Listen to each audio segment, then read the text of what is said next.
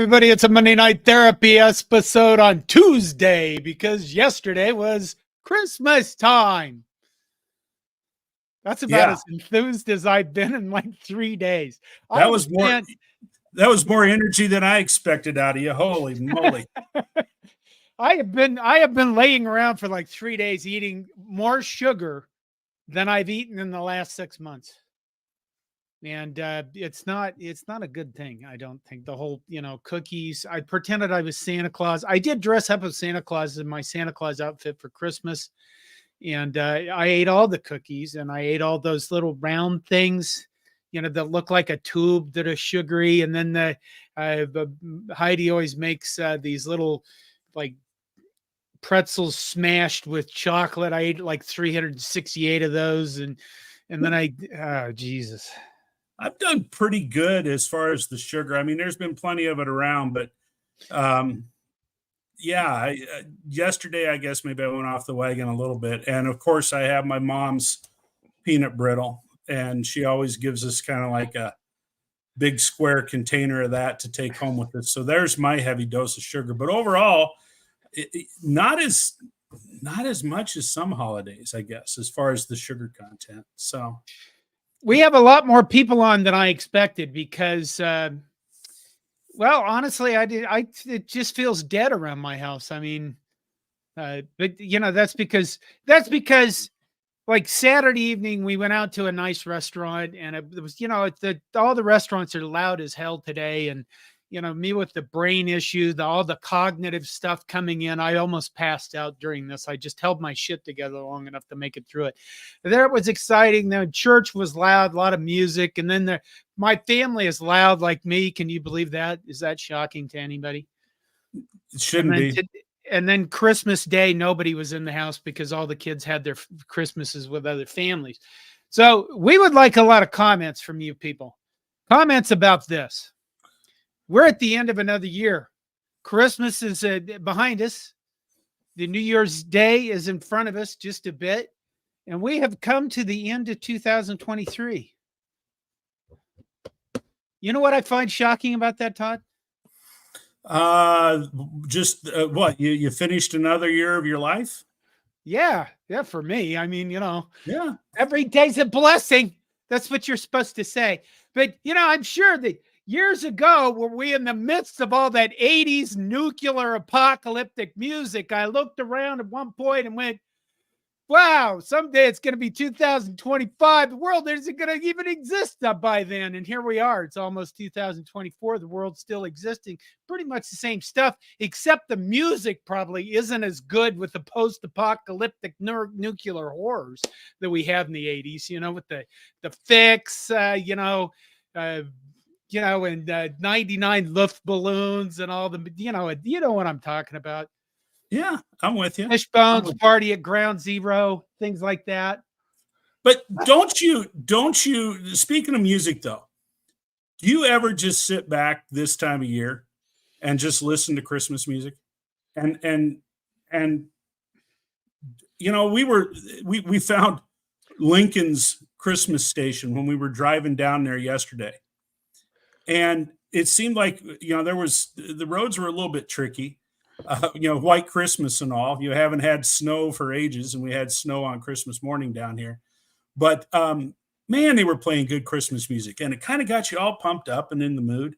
And I think one of the things that I miss the most about being a high school principal, and I've said this for years, I was in education for, well, I still am, but either a teacher or a principal for 35 years.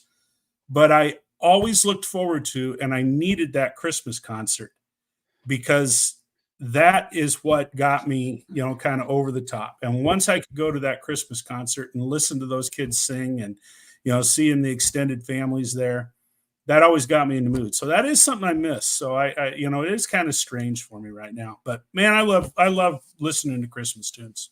Love it. Well, Aaron Keene says John got diabetes for Christmas, it seems. That's probably, the other thing that happened is everybody was coming home and my wife actually cleaned my bathroom. And I was surprised it got as clean and as white as it did. And she moved my medicine. So I've been forgetting to take my medicine lately. So I probably do have the diabetes. James Boardman says 2 tribes go to war. That was Frank Yeah, Goes to Hollywood. there you go. Great tune. Great tune. Lloyd M. Christmas says, I hate Christmas music. What about Bruce Springsteen's Santa Claus is Coming to Town, man? What about Shane McGowan, the Pogues, Fairyland in New York? I mean, come on. Yeah. David Bowie, Bing Crosby, Little Drummer Boy. There you go. And come on, what's the Kinks, Father Christmas? Yeah. We don't care about your bag of toys. Yeah. We'll beat you up if you don't hand it over. You know what, Todd? Should we do? I want everybody to participate in this. Let's look back on the year that was 2023, and I mean all of it. And that goes back to really the big question is this: did we get better in 2023 overall as Nebraska's Cornhuskers than we were in 2022? Are you asking me? Baseball. I'll tell you what. I'm going to look big picture first. Big picture. Women's athletics once again carried Nebraska. Yeah, they did. And the women's athletic program continues to just get better and better. And it's not, just the two most visible sports, basketball and volleyball. Softball had an outstanding season. And the biggest softball news actually came when the season was over. Right. And, they picked up Jordy Ball, who she will be a difference maker with the softball team this year. So, are we better in 2023 at the end of the year than we were at the beginning of the year? I think overall we are. Oh, yeah. Without question. And I guess, I'm not a huge basketball fan, so I'm going to have to step aside, on any comments about that. But I do follow wrestling really, really close. And, one of the highlights for me, if I were to pick, my 5, 6, whatever highlights of the season, was the fact that Nebraska had 4 All-Americans this year at the NCAA wrestling tournament.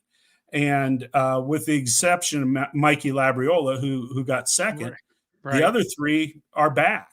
And, they're wrestling well. The team is definitely up there. Nebraska is one of those wrestling programs that you're going to have to consider a top 10 team year in and year out. So that's pretty exciting as far as I'm concerned, because that's one of the sports that I truly do love. What about baseball? Baseball definitely took a step forward. And in fact, they came up short. I think, of some people's expectations because the starting pitching wasn't quite where everyone thought it would be. But, again, I would have to say, again, one of my top 5 moments for Nebraska athletics this year was the night at the Big Ten tournament when Will Walsh went out there and threw a 4-hit shutout against Michigan State to keep the season alive. I mean, Nebraska was in a position at the Big Ten tournament that they were going to have to at least make the finals, if not win the tournament, to get an NCAA bid. And, they had played that incredible game against Maryland, the day before. And, then they have to play Michigan State, and Will Walsh just was lights out, just an incredible night of baseball. Baseball definitely. Track and field. Wait. Yep. Max Anderson. And come on, the other guy that hit all the homers. I told you my memory was struggling. Yeah, Bryce Matthews. Yeah, I mean, those 2 players for the baseball team had a magical season. They were fun to watch. And, that was baseball. And baseball, both of them were drafted. Yep. And both of them, Bryce Matthews in particular, he got off to a good start in his professional career. I mean, he had a good, lower A ball, whatever league he was in. So, baseball, I'm expecting more from baseball, and baseball has been one of those sports, certainly the portal has impacted the portal's impacted all sports. But when you really think about it, baseball has had a pretty transient population, or rosters.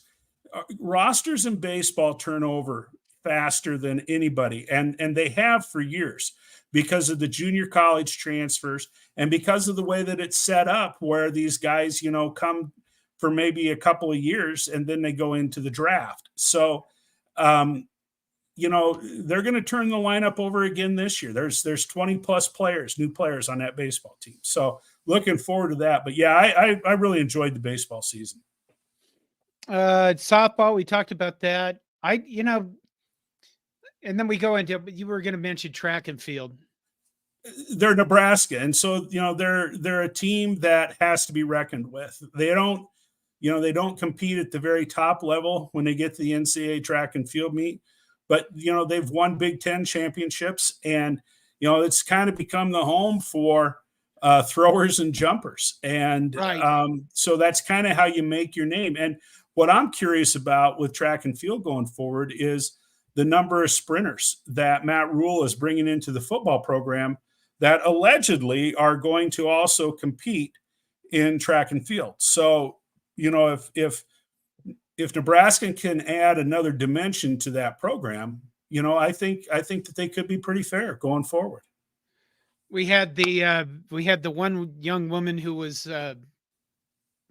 she set records as a thrower.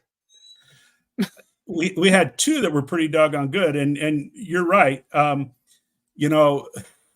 I should have been better prepared with some of those names, but they're javelin throwers is what, that's where the bread and butter seems to be. Roger Moore, thank you very much. John and Todd have the best vocabularies to graduate from NU. Well, all right. Depends on how much alcohol we have, quite honestly, but yeah. Okay. Let's see what else. That was through the spring. Into the fall, we get football is the one everybody cares about. Well, let's hold back. This. Okay. We have, and Aaron brings this up, women's soccer. And women's soccer made the Elite Eight this year. They won the Big Ten regular season. And they just have really come on the last few years.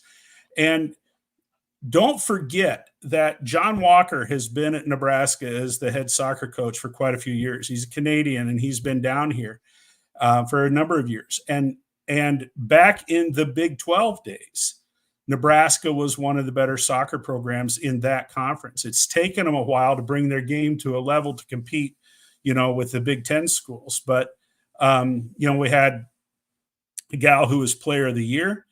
So, that's definitely a bright spot for women's soccer. And Brian Bauer brings up the women have been very competitive in bowling and rifle over the years. That's true. But boy, you're right. The women have kind of carried this athletic department, haven't they? They really Other have. than wrestling, baseball, I would hope that we are going to, I look like you. I look forward to this baseball season. I hate to say this, but I think the thing that I look forward to most is that we'll have a pitcher's coach who probably understands pitchers. Yeah, it's going to be nice. And no, I don't want to throw Jeff Christie under the bus, but when you have Rob Childress, in your dugout, and folks, Rob Childress, he's the pitcher whisperer. There's a lot of you probably too young to remember when Dave Van Horn came here and Rob Childress was his right-hand man, and they built pitching staffs and defensive teams that just fought and scrapped. But Rob Childress knows pitching, and that's going to benefit this team. Okay. Wait, nope, not that one yet. Brian Bauer says signing Dylan Raiola shortened my airing of grievances portion by 20 minutes, and then a bunch of gobbledygook. I'm sure that this has been, if you were looking at things, I mean, that was probably. I realize we all put the biggest importance on football, and this is probably the biggest thing that's happened in Nebraska football since the hiring of Matt Rule. which hasn't been that long, but it's a big step up. It's a big deal. There's no question about it. And, um, well, now I'm going to go back to that pragmatic part of my personality. Now we'll wait and see, because, Right.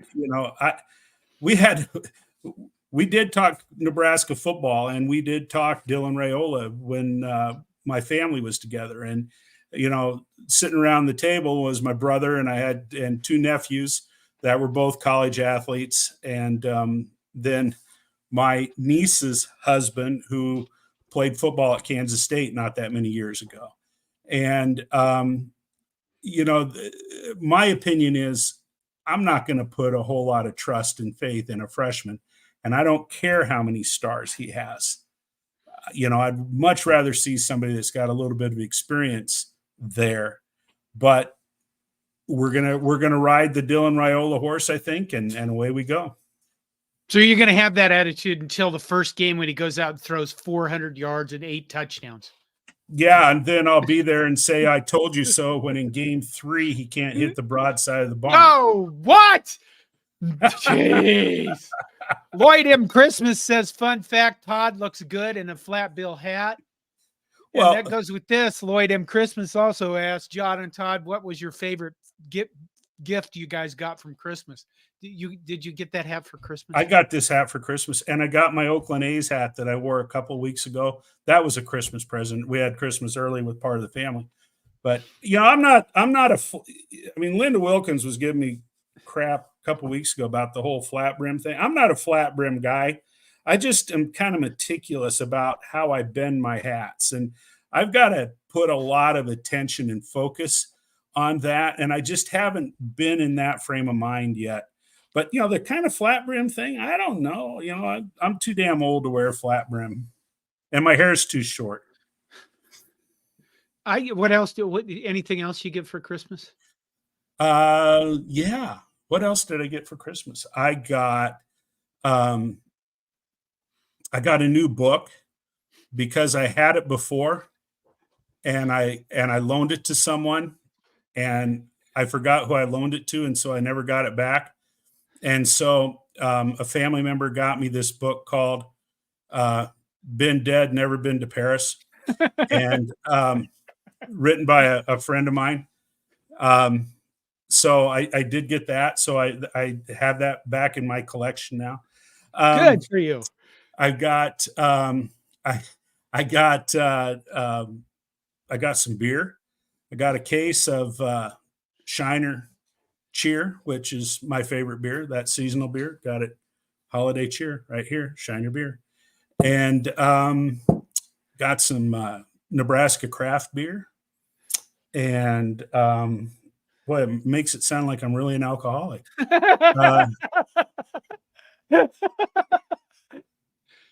That's kind of scary, actually. Yeah. So, yeah, no, I did pretty good. How about yourself? Everybody in our family, but Heidi got pipeline jerky. Yeah, because you could order the big packs of it. So everybody got that. I got Android's Dream of Electric Sheep, a book I'd read years ago, but forgot because I lost a lot of my book knowledge when I died. I got a books on phantoms in the brain from my son's girlfriend, who is currently a medical student at Loyola. I got a really big foot massager, which was my family gave to me for one sole purpose. It's because I sit around while we're watching TV and I go, hey, Isaiah, that's my rotten son. You want to rub my feet? And then I always know the answer is no, nobody's going to do this because nobody's ever going to do that. So they gave me a foot massager, which really means my challenge is to come up with some other annoying catchphrase. So I got some other stuff. I was so like getting overwhelmed with all the excitement of Christmas that I literally opened one of my wife's gifts that I myself bought her. Because somebody handed it to me and they said, this says to John from Heidi. And I'm like, open it up and I go, oh, it's a robe. And I go, why did I? Why did you give me a robe? I gave you, and then I realized this is your robe. What the hell am I doing here? That's how out of it I was. I was starting to get by the end of the night, and I wasn't even drinking. It was all the sugar, I'm sure. But Sure. the pipeline jerky. Yeah. I'm hard to buy. I don't know what people should buy me for Christmas because I don't really need anything. When people ask me, I'm just like, yeah, I don't know. PS5, but nobody's going to do that. I got one of those. I got an insulated cup it's kind of like one of those best dads in the world types of cups. But of course, it came from my son, the sarcastic son. It has a picture of Donald Trump on it and some line about greatest, best, most prolific ever, blah, blah, blah, blah, blah, blah, blah, dad. So kind of a little insider with the two of us there. But, this year, I needed a new baseball cap because my cap that I've been wearing for 15 years is about shot. So I needed a new one of them. Wanted a new Oakland A's cap because they're not going to be the Oakland A's very much longer. And they've been my team for years and years and years and years. But usually my Christmas list is brown liquids. And that pretty much covers Really? coffee, bourbon, and beer. That pretty much takes care of it. Now, I'm assuming some other people could come up with some brown liquids that might not be, what I'm looking for. But so far, been pretty good. I don't need a lot more stuff. Consumable stuff is fine with me. Roger Moore says high karate was big back in the day. That stuff, woo, man. Yeah. Highlander gun would apparently give you prune juice, Todd. Well, Highlander gun, it probably won't be long until that will be part of the brown liquids that I get. You bet. Midwest Depressed earlier said it's the end of the world as we know it. That's what earlier when I was referencing 1980s nuclear apocalypse songs by REM. REM, oh yeah. World and we know it, and I feel fine. Anyway, do we go through men and women's basketball? Last year at the end of the season, the men put on a run and just fell short in the Big Ten tournament of possibly making the NIT. It was kind of sad that they lost to, I think it was Minnesota at the end of the year. And you kind of like, you made this nice run right at the end of your schedule and it was fun to watch. Casey Tominaga caught fire. Derek Walker was always fun to watch. And then they just lost that last game. And you're like, well, this is kind of how Nebraska basketball goes. This year they're 10-2 and they're, we're going to come into January now, and January, March, or January, February is where all the blood is going to get let. And we're going to see how good they actually are. They're missing Reich Mass because he had surgery. He's going to be out for a while in January. In women's basketball, Jill and Jaden cover that for me, and I don't pay that close attention to it seems like to me that it's a program, from what I've paid attention, that in some respects, they're still at the foundational level because they haven't brought in that girl, that woman that, can really be a difference maker, a change maker. They've had really solid players. Now, again, I don't pay as much attention to it as I should, but, a lot of folks say that the Widener girl, that blew her knee out again, is a real offensive threat. Now, the positive and maybe the best news that's happened in regard to women's basketball is the fact that the Prince girl from Millard has, committed and signed to come to Nebraska. And, she certainly, with the amount of attention that she got nationally, she could be that girl that comes in and can be a difference maker for Nebraska. So, now, John, we have kind of skipped around and we kind of bogged down. We talked a little bit about soccer in the fall. Right. We're going to say football for the end, but how can we not talk about what, in my opinion, was the biggest, bestest part of Nebraska athletics this year, and maybe in many, many years. And that was volleyball day in Nebraska. Yeah, that's true. You know, John Cook has done, an incredible job. Um, those freshmen this year, combined with Merritt Beeson and Lexi Rodriguez and Lindsay Krause and Allie Battenhorst. An incredibly fun team to watch. And when that team was clicking on all cylinders, they were as exciting of a team, to watch, and as any volleyball team that I've ever watched. They got their butts kicked at the end of the season, and Yeah, they did. unfortunately, that's going to be a bad taste, not only in their mouth, but it's going to be a bad taste in a lot of fans' mouths, because it isn't the way that it was supposed to have ended, with the way things have been going up to that point. But that volleyball day in Nebraska, Yeah. even today, when I see clips from that, I still get goosebumps. And you guys teased me because a while back, way back when they first announced it, I think I made some kind of comment along the line of, well, if I'm in town, I'll go and buy a ticket. Yeah, right. Yeah, you'll walk up. You were going to walk up and buy a ticket. Yeah, and I would have been 93,003. But what an incredible event. And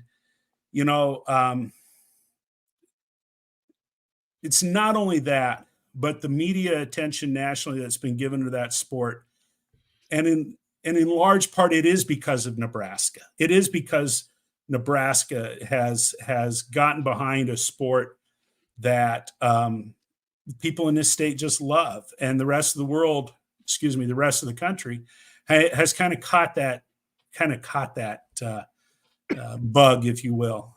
So that's got to be exciting too. I would put, the highlight of my Nebraska year was volleyball day in Nebraska, and everything else kind of falls behind that, as far as I'm concerned. Excuse me. Aaron Keene says, I'd like to know how you guys rate Trev's performance to date. I'm going to let you go first on that one. Well, you know what? When Trev Alberts was hired, I did a reaction video, and I was pissed off. And it was a, John's cranky reaction video on YouTube. And I wasn't happy. I was like, why'd we hire another Nebraska guy? What's the point of this? We're never going to break out of this. It's just one more former 90s guy that's going to, there's not ever going to be new ideas. There's not ever going to be blood. Number one, holy shit, was I wrong? And number two, when I look back on that video, I realized that I really wasn't angry about Trev Alberts being hired. I was angry about the fact that our fucking athletic department couldn't do a thing without it being leaked to the press ahead of time. And it pissed me off that when he was hired, that it was leaked, and they had to do it right away, and they had to rush his announcement out the door, because that's how poorly run our athletic department was before Trev Alberts arrived. I just looked at it and thought, a lot of this stuff shouldn't be happening. Like, you shouldn't be just leaking shit to the media before you can have a proper press conference, and you can have a proper announcement, and you can do things the right way. But no, at that time, everything was being leaked ahead of time. And I'm sure the media guys were perfectly happy to go, yay, we got a scoop, because, for some reason that puts a bee in their bonnet or some fucking thing. I think Trev Alberts has done I think he's done an amazing job. I think he's taken an athletic department that really was, quite frankly, falling to shit. And a lot of that stuff was internal stuff. And you can kind of see, first of all, Nebraska's athletic department historically has been extremely well run compared to other athletic departments around the nation. We don't have debt problems. You look around, our volleyball team makes money, for God's sake. That's the only volleyball team in the nation that makes money. The athletic department historically and kind of traditionally has been financially very sound. They've made very good decisions for many years. For years we talked about our pride, at least I did, probably Todd too, alums, about how many academic All-Americans we'd had. And that stuff went to shit for a while. And we're still kind of feeling the effects of it because, for a few years, apparently nobody gave us shit about academics.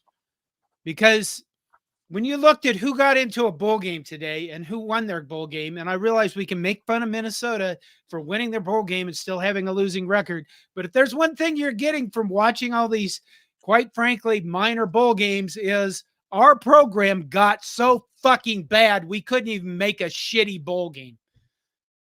That's how bad our football program got under previous regimes and under previous coaches. And I think Trev Alberts has done an excellent job of coming in, cleaning up a lot of the problems that were there going on financially and a lot of this shit that was going on. And he took care of probably the one guy that had to be fired and probably did it with as much class as anybody else could have. I think that, when I bugged Todd earlier and I said we should do a year in review. And I thought, well, it's not going to be that great a year in review. I mean, we haven't done that well. But when you look back on the year, it's actually not been that bad compared to like 2022. When honest to God, 2022, I remember doing a video on, we've just gone through the worst year in our athletic department's history.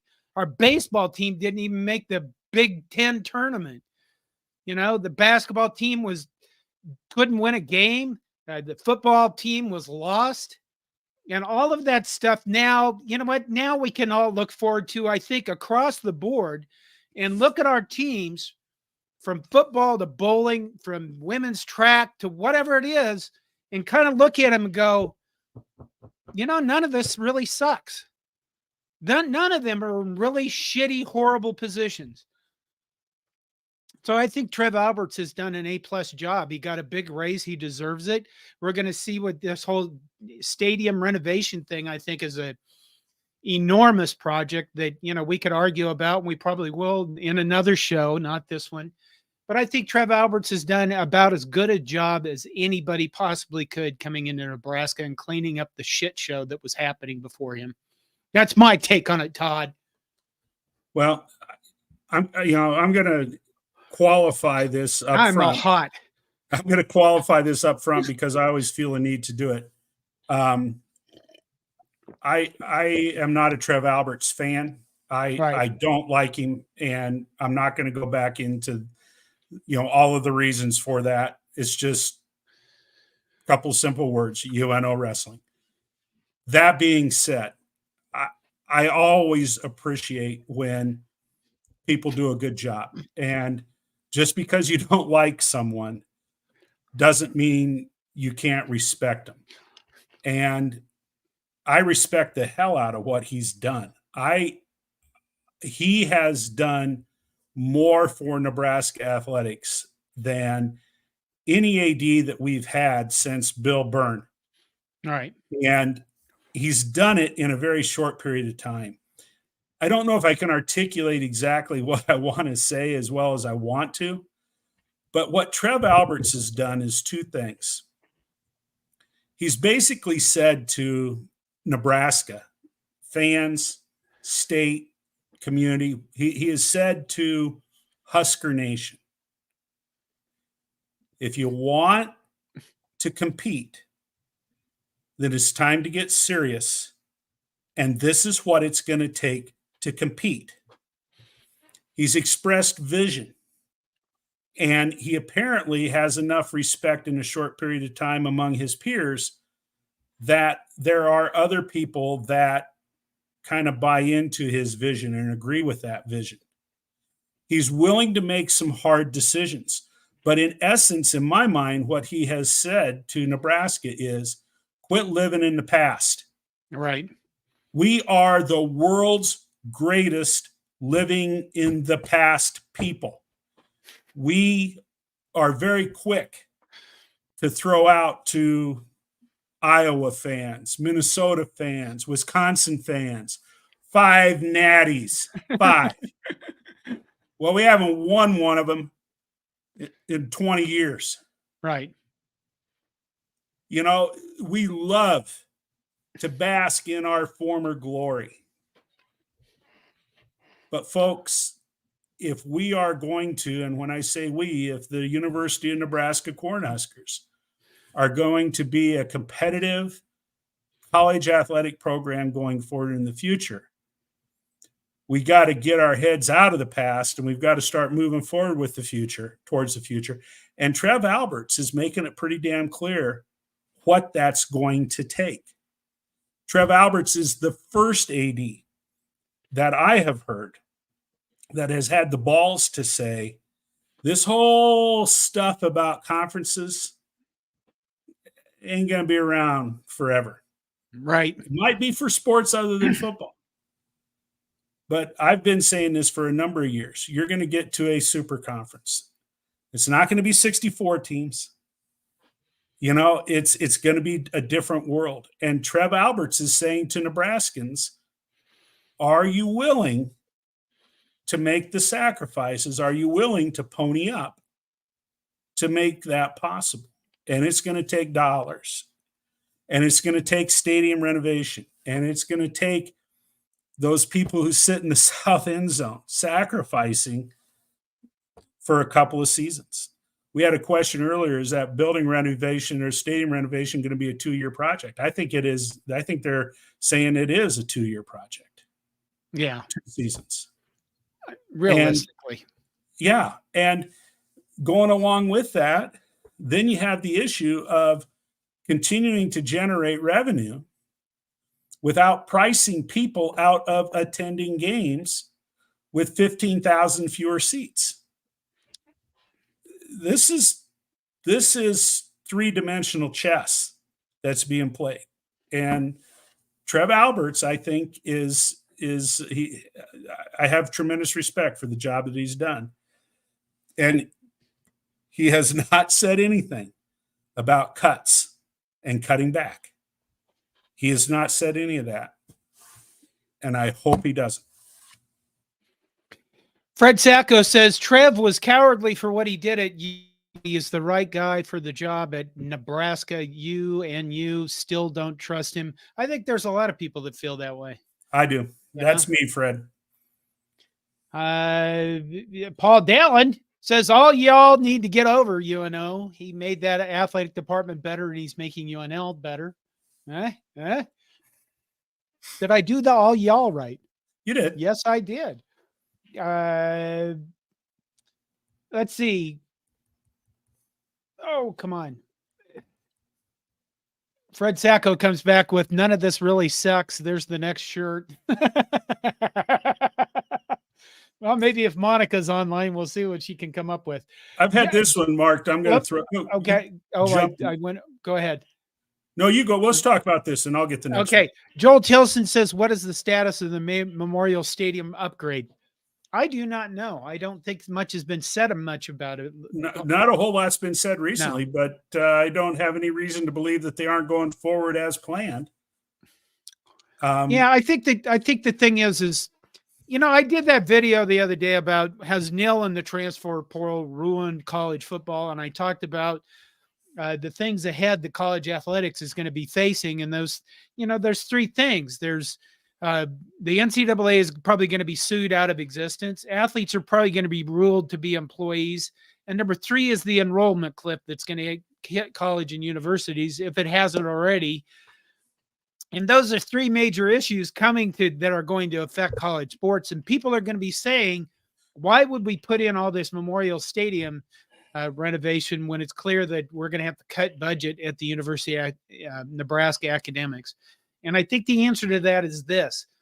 If you don't invest, let's face it, Memorial Stadium is the state's biggest and best cathedral. And if you don't invest in your infrastructure, it's going to fall apart. And I think for years, people have complained about sitting on those seats and stuff, and why can't we have a nicer experience and things like that. And the simple fact is, if you don't invest in stuff like that, maybe this is an unfair thing, but I'm going with the stereotype. You become Detroit. That's what you become. Well, I agree 100%, John. At the same time, though, I certainly understand when people are saying, how can Nebraska spend $415 million on a new football stadium when they're cutting $58 million from the academic budget? And you mentioned the attendance cliff. People, colleges and universities are going to internally combust, and those that are going to survive are the ones that are going to get out in front of things, that have creative leadership. I was listening to a podcast about what all the cuts that they're making at West Virginia, and it's just traumatizing with what's going to happen there. But the truth of the matter is, the business model that most colleges and universities have been following for the last 50 years is broken, and they're going to have to figure out how they work smarter and leaner. But at the same time, we live in a sports crazy society.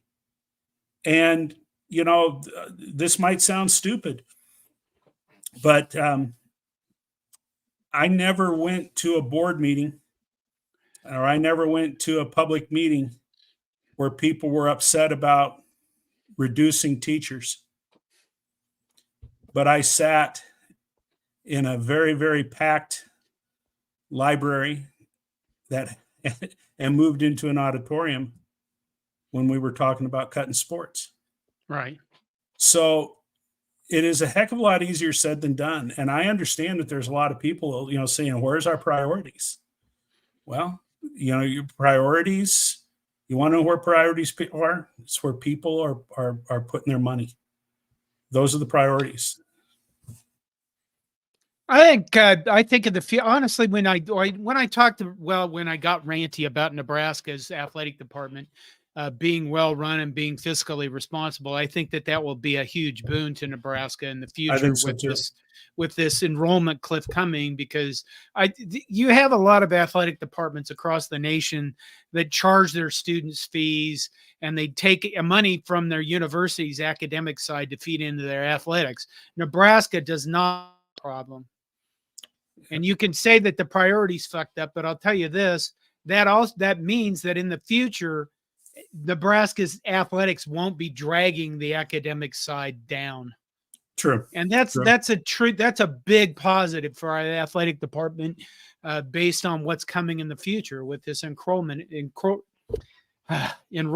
cliff issue.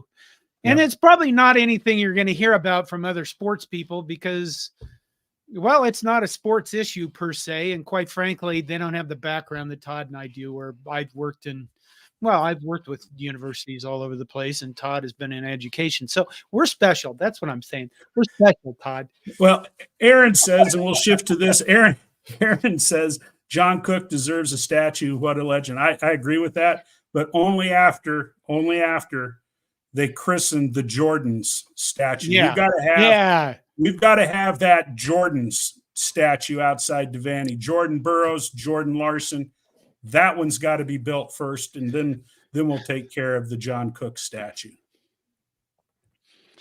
Patrick Gerhardt says, hey, guys, what was Ben Franklin like? I heard he was pretty cool. He was, except he walked around singing that one song all the time.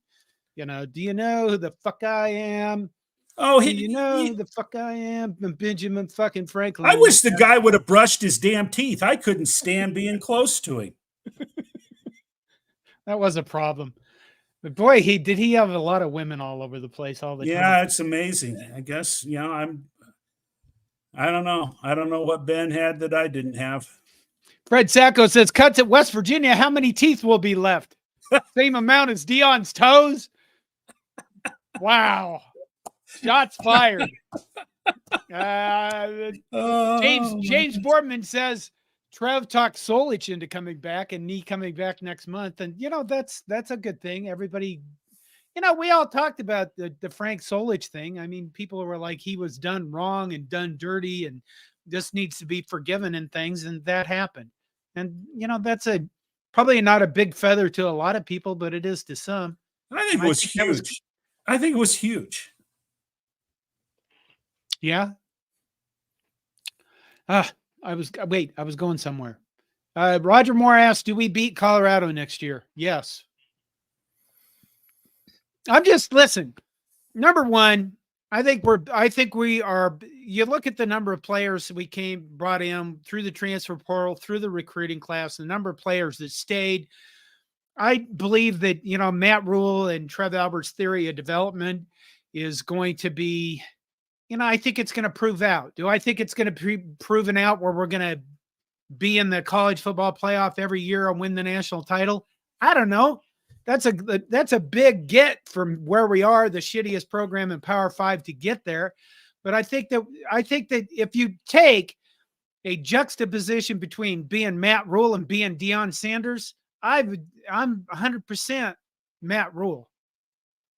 Because I look at Deion Sanders and I just think he's a fraud with all the stuff he's doing, that he's not going to develop players. And I think it'll show up next year even worse than it showed up this year. We finished with a better record than Colorado. I know that doesn't mean much because we still didn't go to a bowl game, but I think that separation is getting even bigger next year. Because I don't see Deion really. I don't think he's that good a coach, quite frankly. I knew he's been successful in everything he's done, but I think it's a lot of smoke and mirrors. Mike Corrigan says, and this I threw this one up here just because it reinforces, I think, where both John and I are at. Trev making the hard decisions. Critics don't know what they don't know. But I don't care for him. I will never join his fan club, but I respect the job that he's doing. This one I find kind of interesting. I hadn't heard this. James Boardman says faculty and staff are getting bumped out of the stadium in favor of students and donors. Two things on that. First of all, I would love to see more students in that stadium. I mean, to me, The fact that they limit the number of tickets to students is troublesome to me. And, especially, and I'm going to repeat it again, go up to Minnesota, and when that entire east side of that stadium is full of students in those damn striped overalls, that was insane. And Nebraska needs to have that kind of support. But James, I haven't heard anything about faculty and staff getting bumped. I've sat in faculty seats since 1981, and the gentleman that owns those seats hasn't been notified that he's not going to have them. But then again, they're on the east side, so I'm not sure. I haven't heard any of that yet. Hey, Beetle B says South Stadium is already getting ready to get hauled away. Construction trucks already backing in there. Okay. So I guess I didn't know that. I didn't either. Somebody else had asked, Roger Moore said, will they be selling off any parts of the South Stadium? If there's money in it, damn right they will be. So yes, the answer to that is probably yes. Just keep your eyes open for a 12-foot grill that's going to be a dirty white with red ends on it. That's a valuable piece of equipment stored in South Stadium. Joel Tilson says, is it possible to put a retractable roof over Memorial Stadium? Not with current technology. Maybe if they get like some kind of flying cloud city thing like in Star Wars. I wish I remember. I've got a very good friend that's an architect that's worked on a lot of stadium projects and stadiums and arenas. And he was telling me the difference in costs for retractable roofs. And, I shouldn't even go down that road. It was just incredible how much the retractable roof adds to the overall cost of a project. Paul Dallin says 9 wins in the Big 12 or the Big 12 in the Big 10 is knocking on the door of the 12-team playoff. I think that's true from now on. I think 9 wins will be a good season in the new Big 10 as it comes. And, one thing that's happened in the past, week is Florida State has met and they are examining how they're going to get out of their grant of rights that they gave to the ACC. And that whole battle is going to be interesting. And, where is Florida State going to end up? Are they going to end up in the SEC? Are they going to end up in the Big 10? Because I think it's pretty clear, and I've said this before, that their quarterback got hurt was just an excuse to leave them out of the 4-team college football playoff. I think they would have been left out anyway because there's just a lot more money for ESPN in having Alabama in the playoff. And where am I going here? Come on, I put something up, Todd. Look at this. These are the Florida State players that were out of the Orange Bowl. I mean, look at that list. Incredible. Georgia players are opting out left and right too. There were 2 more tonight that were said to be not with their teams. But look at the top of this list for Florida State: quarterback 1, quarterback 2, and quarterback 4. 2 of those quarterbacks are transferring and not playing in the game. So, I mean, you've got so many opt-outs and so many things like that. Have you watched any bowl games, Todd? What did I tell you I was going to do? You were going to watch all the games. No, I'm boycotting. Oh, that's right. You said you were boycotting. Since I made that statement, this is what I have watched. I watched part of the third and all of the fourth quarter of Wartburg against North Central in the Division III playoffs because I know one of the assistant coaches at Wartburg. I watched the fourth quarter of the Montana Grizzlies against whoever the hell they played in their semifinal game. And so that's what I've watched. I have not watched a bowl game. I'm not going to watch a bowl game. I'm just pissed off about the whole thing. I've watched NFL football. I'm back to watching NFL football so I can get my fix. But no, when you threw that thing up there with the Florida State, and I think that's a conversation maybe we can have next week before all the big bowl games, or I guess they'll all be played by next week. But this opting out is a dimension that I think is going to, that's driving fans away too. Yeah, it is. And that's not good for the sport. Now, again, I said Florida State just ought to say hell with it and boycott the Orange Bowl. Don't go. Take all your players to Mykonos and vacation. Get the hell out of there. But college football is broken. And it's broken because the almighty television dollar it's just too huge. It's just too huge. And college presidents have become so slobbering greedy that they are not willing, to pull anything back. And I don't want to watch Florida State play in the Orange Bowl with a third string quarterback. Right. Why? Right. Yeah. Why? And you know what's going to happen? Georgia is going to go down there and just kick their ass. And then everybody's going to say, well, Florida State didn't deserve to get into the playoffs. Look at that. Or Georgia's justified getting into the playoffs. Right. I mean, it's people want to make a story out of nothing because they think they have to make a story out of something. So I don't know. I'm tired of it. I'm going to watch Montana play South Dakota State in the national championship game on January 7th. Okay, Moonbot7 says, I'm okay with opt-outs. Use the bowl as fun and use the practices for future players and bench warmers that never got to play during the year. What do you think of that, Todd? I don't want to watch bench warmers play. Yeah, you and I have had this argument for quite a few years. Yes, we have. Your attitude about it is it's just, more bowl games means more college football to watch. Okay. More bowl games means more crappy college football to watch because good teams are not getting into most of the bowl games. I mean, from what I read, it seems like most of the bowl games that have been played up to this point, about half of them have featured teams that have 500 records. Right. 500 records. Well, but that's because these are the little appetizer bowls. So did you did you switch your channel to watch any of these teams play during the regular season?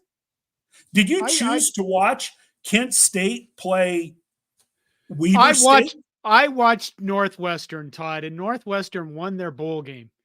And for a first-year coach to do that after all the shit they went through, that was a pretty amazing story. So I guess back in the day when they had 20, maybe 30 bowl games, 20 bowl games, you'd set your schedule and you get fired up, and sometimes you'd have to make a decision. Am I going to watch the Sugar Bowl? Am I going to watch the Orange Bowl? Which one of those games am I going to watch? Now I don't, and they were good games. They were the best teams. It whittles things down so that you can watch the best teams play. But I don't know. I haven't watched it. I'm not gonna. Okay, Fred Sacco has two really good comments we're going with here, and he says college football became just another TV show, just more content for the sake of content since ESPN Disney took over the world. That's a very good comment. Touchdown. I will agree with the fact that there's been some bowl games that are just like, what the fuck is the point of this? Who beat the shit out of Eastern Michigan? That was a terrible game, and then they had a brawl after it. And I think South Alabama. Yeah, South Alabama and Eastern Michigan in a bowl game. You're so angry about this. Then Fred comes in with these appetizer bowls. Give me a case of the shits, which, that's again fair. And then he follows up with this other comment. Northwestern finally got over the hump. Okay. Was the hump with the Iowa cheerleaders backing out of the stalls? Phil Spears still boils my blood. They made a bowl and Nebraska didn't. That is what's striking me watching some of these bowl games. Yeah. I don't know. I think that, for years, I've watched college football because that's what I do. Even now, when I turn on the TV, I'm more likely to watch sports than I am anything else. I think I've told you guys this, but my preferred programming has been anime, probably more than anything, which is because it's weird, because a lot of times it's fun, and because, well, it's weird. And then because honestly, and this is really blunt, I don't have to watch anime and think, oh my God, what kind of political fucking shit are they trying to shove down my throat this time? It's just weird stuff. Like the live action One Piece was really fun to watch because the characters were fun characters. I watched Blue Eyed Messiah. That was fun to watch. Both these things are on Netflix, but I haven't picked up on Invincible season 2 on Amazon, but I'm going to watch that soon. All of these are like cartoons. So if it's not that, then I turn on the TV and I'll watch sports. I'll watch the EPL before I watch anything else on TV. And I sure as hell am not watching ESPN's Talking Head program. I mean, whenever they do a commercial for Undisputed or whatever the fuck it is with Skip Bayless, it's all I can do to not turn the TV off. So, okay. Aaron Keene pops back in and says, how are we feeling about the portal departures so far?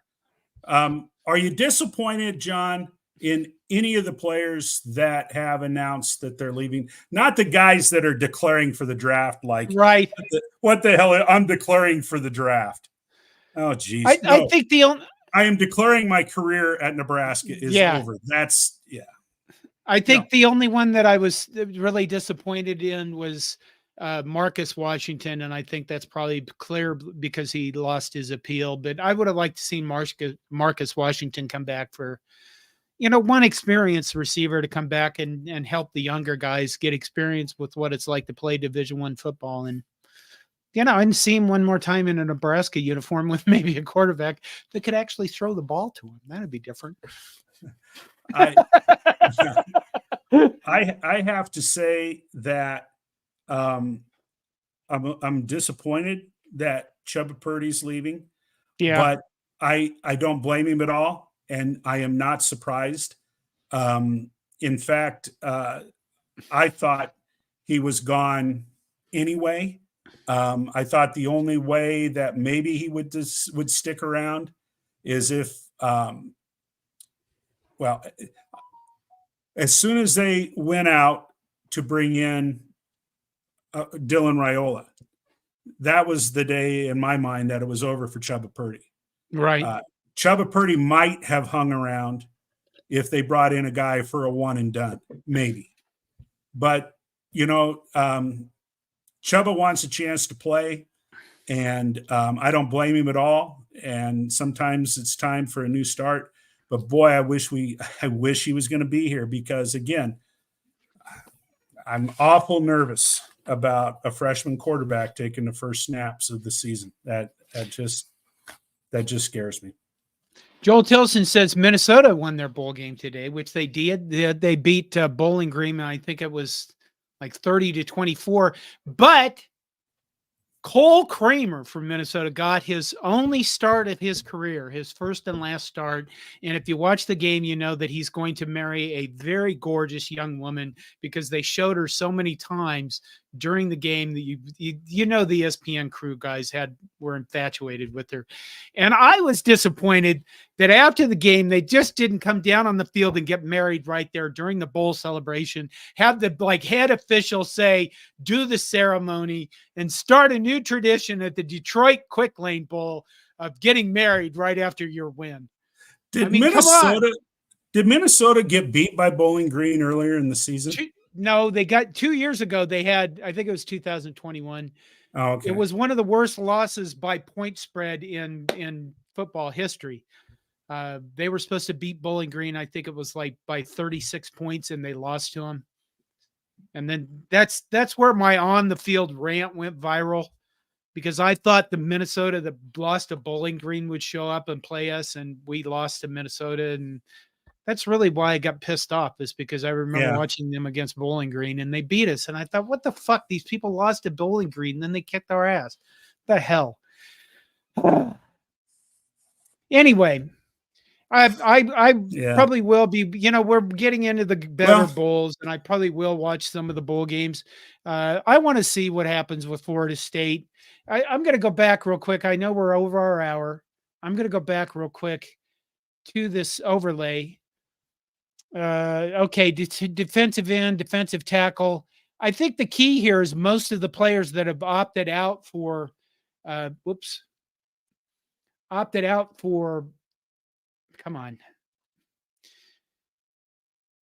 Florida State are mostly offensive players. So my hope is that, their defense is still good. My hope would be this for Florida State, is that maybe they lose to Georgia, but Georgia beats them like 7-3, because that would be hilarious. That would be so much fun. And that's one reason probably why I watch that bowl, because I think Florida State's defense can just, they can still wreak some havoc.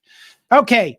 Is there anything else, Todd? Because I can't think. When are we going to be on next week, John? Are we going to go on New Year's night, or are we going to wait till Tuesday?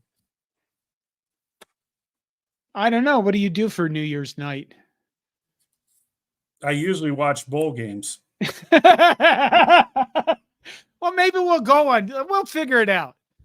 Maybe I probably won't be doing anything. I mean, it's not like I go out heavy drinking anymore. And I do watch bowl games, but I can put that on this monitor here and yell at them throughout the whatever. Sure, you could. Yeah. It'd be like you're watching them through me. I'd be like a proxy Satan. Okay. Oh my God, Fred Sacco, wait till Tuesday because voices carry. Oh, wow. Nice one. I'll tell you what, Fred's clicking tonight. He is. That's true. Okay. I think that's it. I think really, this is the end of the year show. I think really what you look at, I said it earlier, none of this stuff really sucks. I don't think we can look at our whole athletic department, overall and say, boy, we're in trouble with X, or boy, we really have a problem here. I mean, you could look at Nebraska men's basketball and go, I wonder what we're going to do about that. But that's not any different than it's been for decades, and God knows what they're going to do. Casey Tominaga didn't get hot until like February last season. So maybe that's still in him to suddenly explode into the scoring explosion we want him to be. So I'm looking forward to them playing in the dance. I'm looking yeah. forward to them. I am.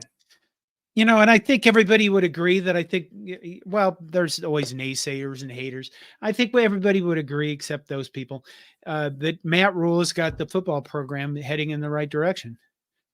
Volleyball looks exceptional. Women's basketball's got a big name recruit coming in. Softball this year could be phenomenal, and baseball looks like it could be better too. So I think when you start to close the door on 2023 and open the door on 2024, well, you got to sing happy songs or something. I don't think Todd and I should sing them for you because we're probably better people that would be better at that than us. All right, that's it for tonight. Happy New Year, everybody. Merry Christmas past kind of thing going on. And I hope you got all that you wanted for Christmas and not diabetes. There you go. Happy New Year, everyone. Good night, John. Todd.